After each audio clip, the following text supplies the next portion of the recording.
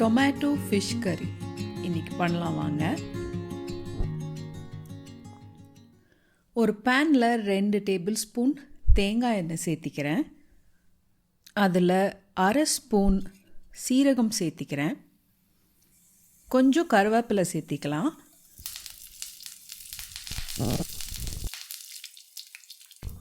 ஒன்றரை table spoon நல்லா பொடியாக நறுக்கின இஞ்சி நான் இங்கே வச்சுருக்கேன், அதையும் சேர்த்திக்கிறேன். ஒரு வாட்டி இது எல்லாத்தையும் நல்லா வணக்கி விட்டுடலாம்.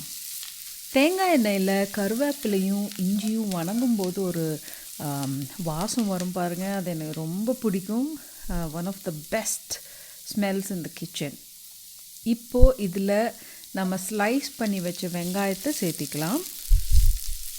வெங்காயம் நல்லா சாஃப்ட் ஆகிற வரைக்கும் ஒரு 2-3 நிமிஷம் நம்ம வணக்கிக்கலாம். இப்போ பார்த்திங்கன்னா வெங்காயம் நமக்கு நல்லா சாஃப்டாக வணங்கிடுச்சு. இப்போ இதில் 1 டேபிள் ஸ்பூன் காஷ்மீரி மிளகாய்த்தூள் சேர்த்திக்கிறேன். இந்த மிளகாய்த்தூளில் காரம் அவ்வளோவா இருக்காது, ஆனால் நம்ம கிரேவிக்கு நல்ல கலர் கொடுக்கும். 1 டீஸ்பூன் மஞ்சள் தூள் சேர்த்திக்கிறேன். 1 டேபிள் ஸ்பூன் கொத்தமல்லி பொடியும் சேர்த்திக்கிறேன். இங்கே ரெடிமேட் கறி பவுடர் வச்சுருக்கேன். இது பால்ஸ் அப்படிங்கிற பிராண்டுடைய கறி பவுடர். இது ஆன்லைன் வாங்கிறதுக்கான லிங்க் நான் டிஸ்கிரிப்ஷனில் கொடுக்குறேன். இந்த கறி பவுடர் நான்வெஜ் ஃபிஷ் இதுக்கெல்லாம் ரொம்ப நல்லாயிருக்கும், நீங்கள் ட்ரை பண்ணி பாருங்கள். சேர்த்திட்டு லோ ஃப்ளேமில் ஒரு வாட்டி வணக்கி விட்டுருங்க. லோ ஃப்ளேமில் பண்ணுங்கள், இல்லைன்னா எல்லாமே தீஞ்சு போயிடும். ஸோ கவனமாக பண்ணுங்கள். இப்போது இதில் ஒரு ஸ்பூன் கல்லுப்பு சேர்த்திக்கலாம். கல்லுப்பு இல்லை அப்படின்னா நைஸ் உப்பும் சேர்த்திக்கலாம், ஒன்றும் பிரச்சனை இல்லை. நான் இன்றைக்கி கிரேவிக்கு ஒரு 6 தக்காளி எடுத்திருக்கேன். இந்த தக்காளியை நறுக்கி அதில் இருக்கிற விதையை எடுத்துட்டு ஒரு பேஸ்ட்டாக நம்ம கிரைண்ட் பண்ணி எடுத்துக்க போகிறோம். விதையை எடுத்துட்டு தக்காளியை அரைச்சோம் அப்படின்னா கிரேவி நல்லா க்ரீமியாக நல்லா ஸ்மூத்தாக உங்களுக்கு வரும், நல்லா பிரைட் கலராகவும் இருக்கும். உங்களுக்கு டைம் இல்லை அப்படின்னா தக்காளி அப்படியே கூட அரைச்சி சேர்க்கலாம், தப்பில்லை. ஆனால் விதையை எடுத்துகிட்டு நீங்கள் ஒரு வாட்டி அரைச்சி சேர்த்தி பாருங்கள், அவ்வளோ டேஸ்ட்டாக இருக்கும். நீங்களே அதுக்கப்புறமா கிரேவிஸ்க்கு விதையை எடுத்துகிட்டு தான் நீங்கள் தக்காளி யூஸ் பண்ணுவீங்க. நம்ம தக்காளி இப்போது நல்லா பேஸ்ட்டாக கிரைண்ட் பண்ணி ரெடி பண்ணி எடுத்துட்டோம். நம்ம தக்காளி பேஸ்ட்டை இப்போ பேனில் நம்ம சேர்த்திடலாம். சேர்த்திட்டு இது நல்லா குக் பண்ணிக்கலாம். ஒரு மூடி போட்டு 5-6 நிமிஷம் நல்லா வேக விடுங்க.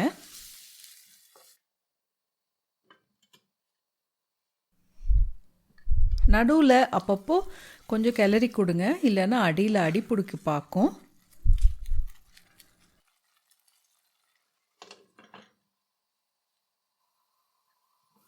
இப்போ பார்த்தீங்கன்னா நம்ம தக்காளி நல்லா வெந்துருச்சு, ரா ஸ்மெல் எல்லாம் போயிடுச்சு.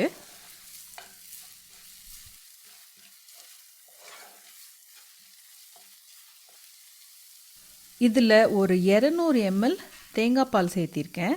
நான் இன்றைக்கி ரெடிமேட் தேங்காய் பால் தான் சேர்த்திருக்கேன்.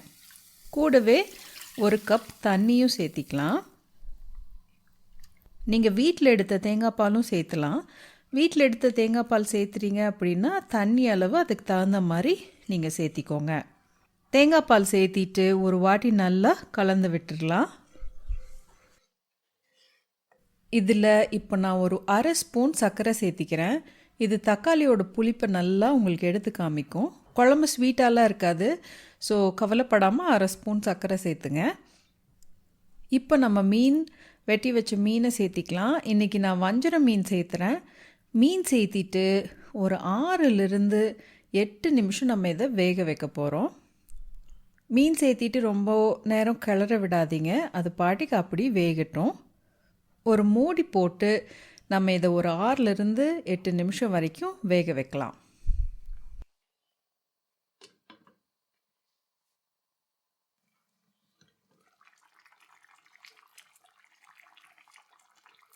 இப்போ பார்த்தீங்கன்னா நமக்கு குழம்பு ரெடி. குழம்புல ஒரு 1/2 எலுமிச்சம்பழத்தை பிழிஞ்சு விட்டுருங்க. பிழிஞ்சு விட்டுட்டு கேஸை உடனே ஆஃப் பண்ணிடுங்க, இல்லைன்னா எலுமிச்சம்பழம் சாறு கொஞ்சம் கசந்துரும். ஸோ எலுமிச்சம்பழம் எப்போ சேர்த்துனாலும் உடனே கேஸ் ஆஃப் பண்ணிடுங்க. இப்போ இந்த குழம்ப நம்ம தாளித்து விட்டுடலாம்.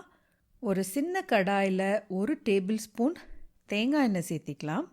அதில் ஒரு 1/4 ஸ்பூன் வெந்தயம் போட்டுக்கிறேன். 1/2 ஸ்பூன் கடுகு சேர்த்திக்கிறேன். கடுகு நல்லா பொரியட்டும். இதில் கொஞ்சம் கருவேப்பிலையும் சேர்த்திக்கிறேன். நல்லா நறுக்கின பச்சை மிளகாயை சேர்த்திட்டு லோ ஃப்ளேமில் பச்சை மிளகாயை நம்ம வணக்கி கொடுக்கலாம். பச்சை மிளகாய் தோல் நல்லா வெடிக்கட்டும். அதோட ஃப்ளேவர் எண்ணெயில் இறங்கி ரொம்ப நல்ல டேஸ்ட்டாக இருக்கும். பச்சை மிளகாய் நல்லா வணங்கிருச்சு.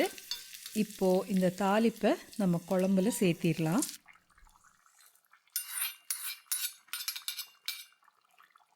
கவனமாக மீன் உடையாத மாதிரி மெதுவாக கலந்து விட்டுருங்க. நம்ம தக்காளி போட்ட மீன் குழம்பு அருமையாக ரெடி ஆயிடுச்சு.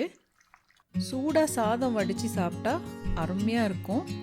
இந்த ரெசிபி உங்களுக்கு பிடிச்சிருந்துச்சுன்னா நம்ம சேனலை மறக்காமல் சப்ஸ்கிரைப் பண்ணுங்கள். தேங்க்யூ.